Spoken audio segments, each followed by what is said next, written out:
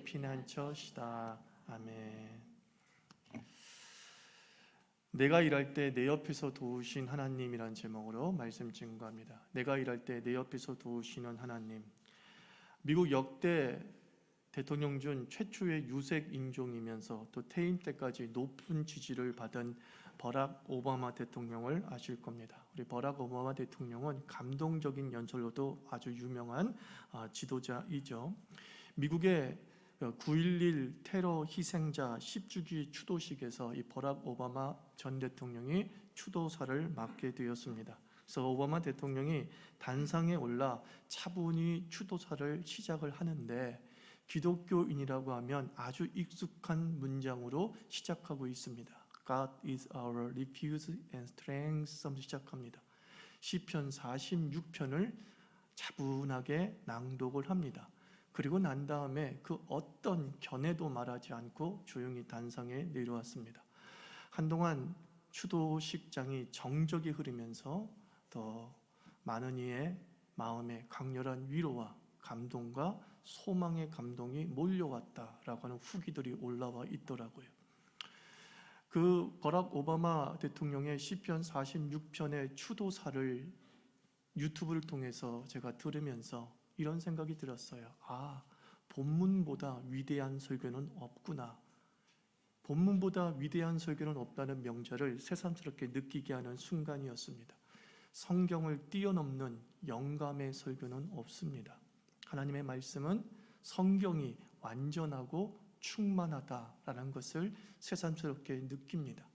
사족을 달 필요 없이 그냥 그 성경이 주는 강한 역사가 있음을 우리 그리스도인들이 체험했으면 좋겠습니다. 그래서 버락 오바마처럼 저도 이 시편 46편을 이렇게 낭독하고 끝내고 싶습니다만 많은 성도들이 게으른 설교자다라고 말할 게 뻔하기 때문에 전례에 따라서 저는 겸손히 이 시편 46편을 묵상하고자 합니다. 루터의 심정으로. 루터도 이 시편 46편을 내 감동을 받고서 자기의 언어로 시를 썼죠. 내 주는 강한 성이요. 시편 46편의 감동을 자신의 언어로 표현했습니다. 저도 이 시편 46편의 감동을 저의 언어로 한번 여러분과 함께 나누기를 원합니다. 환난 중 성도에게 위로를 주는 말씀이고 또 예수 믿는 영광, 예수 믿는 기쁨, 그리고 예수 믿는 자들의 기대가 이 46편에 너무나 잘 나타나고 있는데 특별히 시편 46편 5절 말씀이 저는 새삼스럽게 저에게 다가왔습니다. 하나님이 그 성중에 계심에 성이 흔들리지 아니할 것이라. 새벽에 하나님이 도우시리라 라는 말씀이죠. 개역 개정. 하나님이 그 성중에 계심에 성이 흔들리지 아니할 것이라. 새벽에 하나님이 도우실 것이다. 하나님께서 우리를 도우시는데 하나님은 언제 우리를 도우시고 도대체 그 피난처는 어디에 있는지 우리에게 알려주고 있는 말씀이에요. 시편 46편 5절은 뭐라고요? 하나님은 나를 언제 도우시고 그리고 피난처 되신 그 하나님은 대체 어디에 계시는가에 대한 답을 우리에게 주고 있습니다. 먼저 하나님은 언제 우리를 도우십니까? 이렇게 말씀드리고 싶어요. 일과 때 우리를 도우십니다. 일하고 있을 때 우리를 도우십니다. 성경의 이스라엘 사람들은 하루를 12시간으로 두 부분으로 나누고 있어요. 그래서 12시간은 밤이고 12시간은 낮입니다. 하루의 시작은 저녁부터 시작을 합니다. 오후 6시에 밤이 시작되어져서 그리고 그 다음날 오전 6시까지가 밤이고 하루의 시작입니다. 그리고 아침 6시부터 그리고 오후 6시까지를 낮이라고 칭하고 있습니다. 이 사람들은 아침 6시에 낮이 시작된다. 낮이 그들에게 어떤 때이냐? 일할 때예요. 낮은 그들에게 잠잘 때가 아니라 일할 때입니다. 농장에 나갈 시간입니다. 양떼에게 나갈 시간입니다. 직장에 나갈 시간을 그들은 오전 6시부터 오후 6시 때를 지칭하고 있는 거죠. 낮은 뭐라고요? 열심히 일하고 활동하는 때입니다. 하나님이 새벽에 도우신다. 새번역 성경에는 동출력에 도우신다. 새번역 성경이 더 맞는 번역이죠. 왜냐하면 이스라엘 사람에게는 새벽이란 개념이 존재하지 않아요. 이 새벽이란 단어가 보케르라는 단어를 쓰고 있는데, 이 보케르는 동트기 전을 이야기하는 것이 아니라 동틀 때를 이야기합니다. 밝아졌다라는 뜻을 가지고 있습니다. 낮이 시작할 때, 그때를 보케르라고 말하고 있습니다. 하나님은 보케르, 동틀 때, 낮이 시작할 때 우리를 도우신다. 내가 일할 때 도우신다. 그런 뜻이에요. 하나님은 언제 우리를 도우시느냐? 일과 중에 우리를 도우시는 거예요. 여러분들이 가장 열심히 일할 때가 언제예요? 오전 6시부터 오후 6시 때까지죠. 여러분들이 가장 도움이 필요할 때 언제예요? 잠잘 때 도움이 필요합니까? 아니죠. 내가 일할 때 너무나 도움이 필요하지 않습니까? 내가 공부할 때 너무 도움이 필요하지 않습니까? 내가 프로젝트를 세울 때 너무 도움이 필요하지 않습니까? 너무나 도움이 절실한 내가 깨어 있을 때, 내가 일할 때 하나님은 우리를 도우신다고 말합니다. 아침부터 저녁 6시까지 파란만장한 사건이 벌어질 타임 아닙니까? 그때, 그 파란만장한 때에 하나님은 우리를 도우신다라고 말씀하고 있습니다. 저에게 정말 하나님의 도우심이 필요할 땐 언제였냐면, 제가 설교를 준비할 때예요. 내가 깨어 설교를 준비할 때 정말 하나님의 영감이 절실히 필요합니다. 그런데 하나님은 말씀합니다. 네가 설교 준비할 때 내가 도울 거야. 우리가 공부할 때 내가 너를 도울 거야. 내가 시험을 치를 때 내가 도울 거야. 네가 직장에서 발버둥 치고 있을 때 내가 도울 거야. 그게 보케르예요. 너의 낮이 시작할 때, 네가 낮 속에서 열심히 땀을 흘리고 있을 그때에 나는 쉬지 않고 너를 도와줄 거야 라고 말씀하고 있습니다. 저는 이 말씀을 우리 군대에 간 우리 청년들에게 주는 말씀이라고 생각해요. 우리 군대에 가면 지금은 많이 약해졌지만 많은 군인들이 그 군대를 벗어나고 싶어 해요. 그것은 탈영하고 싶은 곳이에요. 도대체 군대에는 피난처도 없고 안식처도 없어요. 그때 하나님은 그 근무서고 있는 그 군인을 도와주실 줄 믿습니다. 아침에 함께 새벽을 묵상하는 우리 기도의 동기들과 함께 기도를 나누다가 어느 권사님이 자기 아들에 대해서 얘기하더라고요. 기면증을 지금 좀 앓고 있어서 참 걱정이라고. 직장을 다니고 있는데 기면증이 있으면 이게 얼마나 안타까운 일입니까? 일하고 있어야 될 때 자꾸 잠이 몰려와요. 어쩔 수 없는 이 잠이 몰려와요. 얼마나 힘이 듭니까? 그 기도 제목을 들을 때 저는 시편 46편이 생각나서 기도했어요. 하나님, 그 아들을 붙잡아 주시어서. 하나님은 일할 때 도우시지 않습니까? 그 아들에게 일할 때 깨어나게 하시옵소서. 일할 때 도우시는 하나님, 보케르 하시는 하나님, 내가 밤에 자빠져 잘 때 도우시는 게 아니라, 그때는 도움이 필요 없잖아요. 그때 자는 거 당연한 거잖아요. 근데 일할 때 잠이 몰려와요.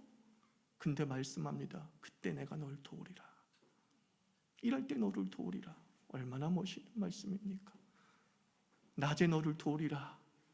여러분들이 직장에 앉아있을 때 하나님은 나를 도우시는 하나님이십니다. 하나님이 직장에 내가 업무에 집중해야 되는데 힘이 들어요. 아이디어가 생각나야 되는데 아이디어가 생각나지 않아요. 하나님은 말씀합니다. 내가 도울게. 그게 보케르예요. 하나님은 동틀녘에 도우신다. 내가 일할 때 도우신다. 내가 가장 바쁘게 움직일 때 도우신다. 내가 공부할 때 도우신다. 내가 깨어 어떤 일들에 집중할 때 나를 도우신다. 이렇게 말씀하고 있는 거예요. 시편 57편에도 새벽에 대한 이야기가 나오죠. 다윗의 시입니다. 57편은 아둘람 굴에 있을 때 지은 시라고 말하고 있습니다. 다윗은 쫓기는 삶을 살았습니다. 사울의 창과 칼이 밤낮을 가리지 아니하고 다윗을 쫓았어요. 그래서 그가 할 수 있는 것은 오직 하나, 숨는 것밖에 없었습니다. 답답할 노릇이죠. 무력해지면 아무것도 할 수 없다라는 생각이 들 때는 뭐예요? 그냥 진짜 아무것도 안 하게 되잖아요. 내가 할 수 있는 게 아무것도 없어 하면서 손 놓고 있잖아요. 다윗이 그랬을 거라고요. 아둘람굴에서 내가 할 수 있는 게 아무것도 없네. 이제 뭐 이거 도망칠 수도 없어. 이제는 아둘람굴에 숨어 있는 게 전부야. 그때 시편 57편 8절에서 이렇게 노래합니다. 내가 새벽을 깨우리라. 내가 보케르 하겠다. 보케르에 일어나겠다. 대체 아침에 일어나서 뭐 하겠다는 거예요? 9절 보니까 이렇게 합니다. 주님, 내가 만민 가운데서 주님께 감사드리며 문나라 가운데서 노래를 불러 주님을 찬양하겠습니다 라고 얘기합니다.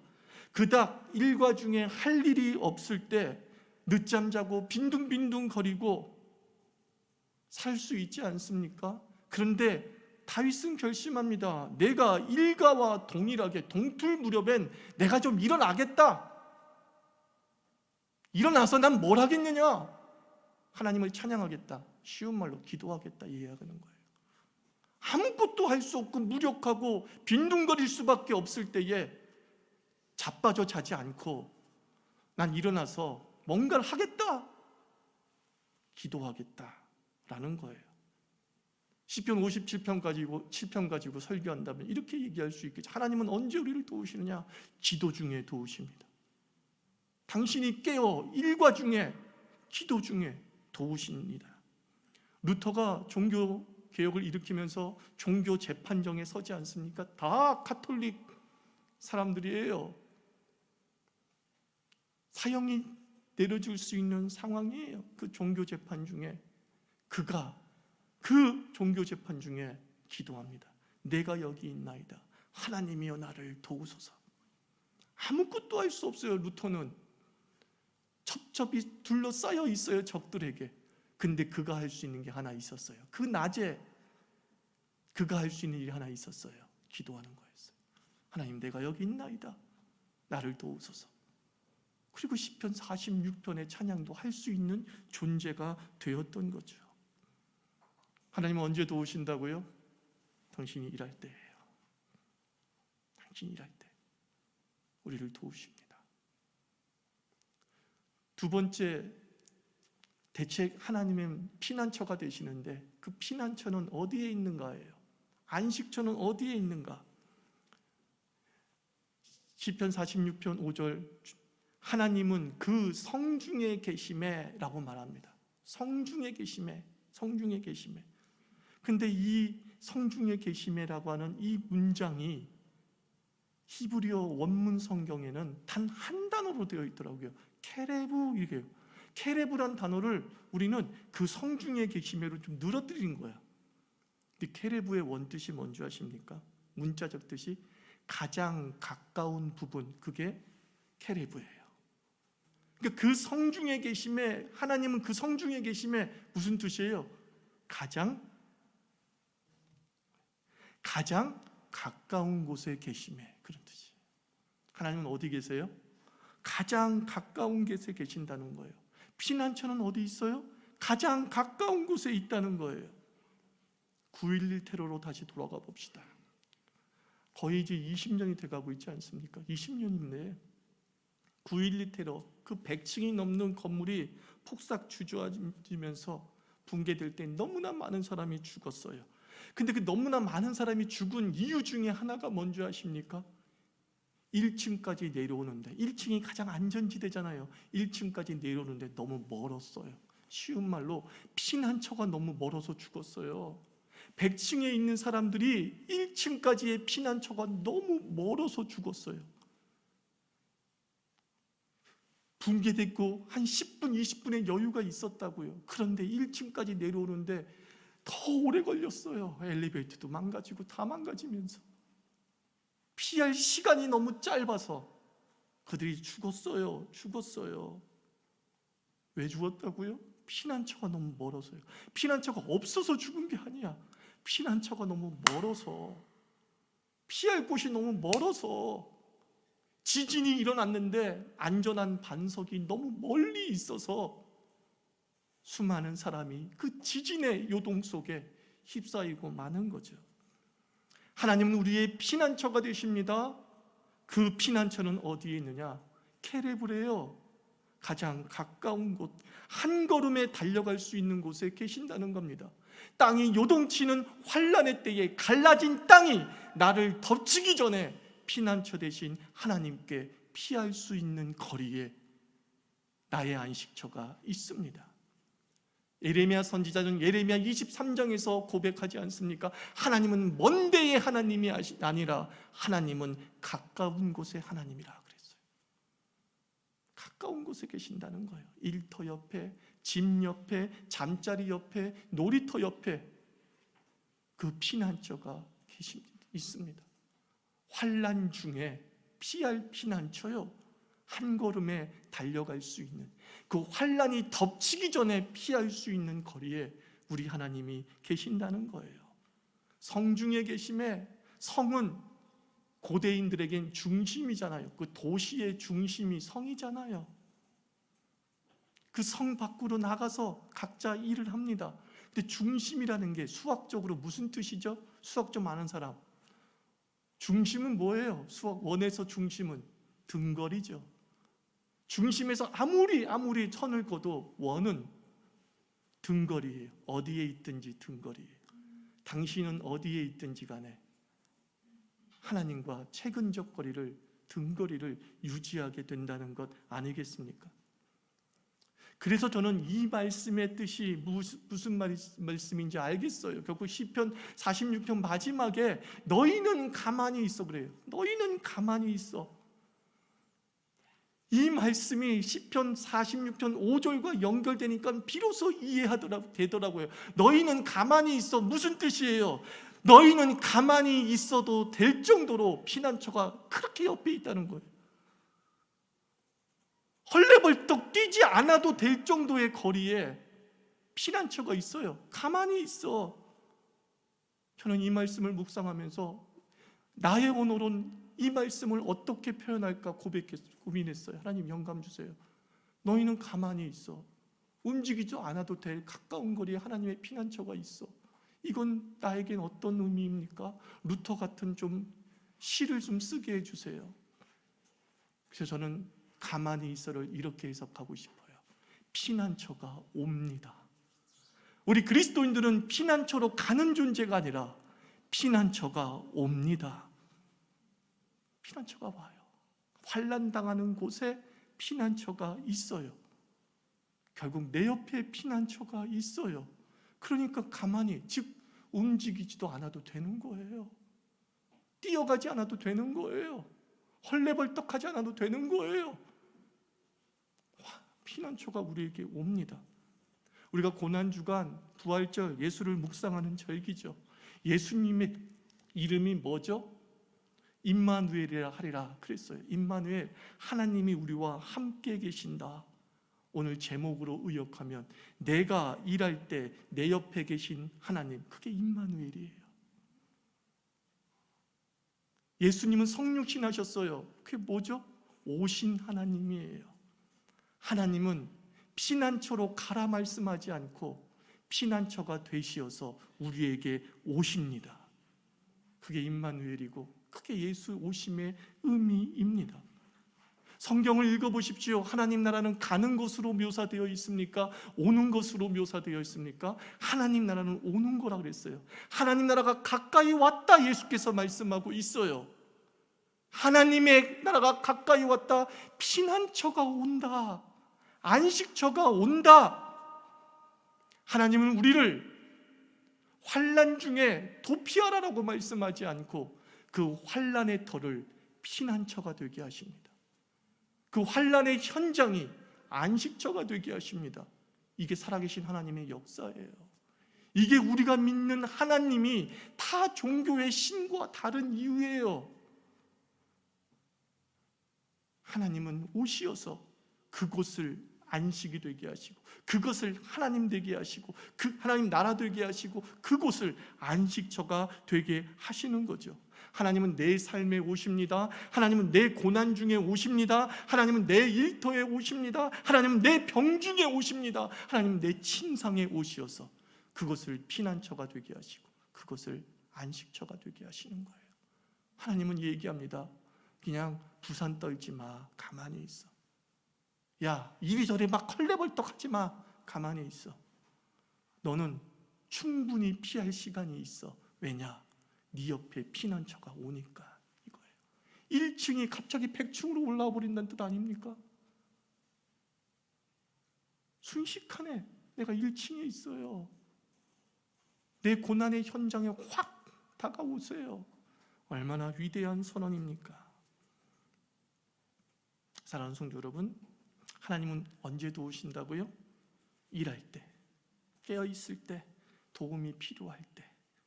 그리고 우리가 하나 해야 될 일은 우리도 그때 깨어있는 겁니다. 복회를 할 때 우리도 빈둥거리지 말고 깨어있으십시오. 하나님이 우리를 도우시리라. 피난처는 어디에 있나요? 환난 속에, 내 옆에. 그죠? 피난처는 가는 것이 아니라 오는 것이죠. 내가 갈 힘이 없고 그리고 갈 겨를도 없는 나를 아시기에 하나님은 갈 힘도 없고 갈 겨를도 없는 나에게 오시어서 안식이 되고 피난처가 되십니다. 당신의 피난처는 어디에 있습니까? 여기죠. 당신의 안식처는 어디입니까? 여기죠. 그러므로 군인들이여 타령하지 마세요. 그곳에 하나님이 안식처가 되어주실 거예요. 그죠? 우리 젊은이들에게 이 하나님을 잘 소개하는 신앙의 부모 되기를 바랍니다. 기도합시다.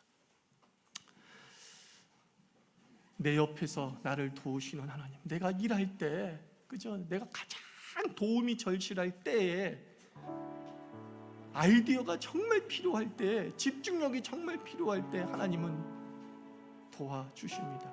우리의 낮이 주님의 역사의 현장이 되게 해주시옵시고, 우리의 고난이 당신의 나라가 임하는 곳이 되게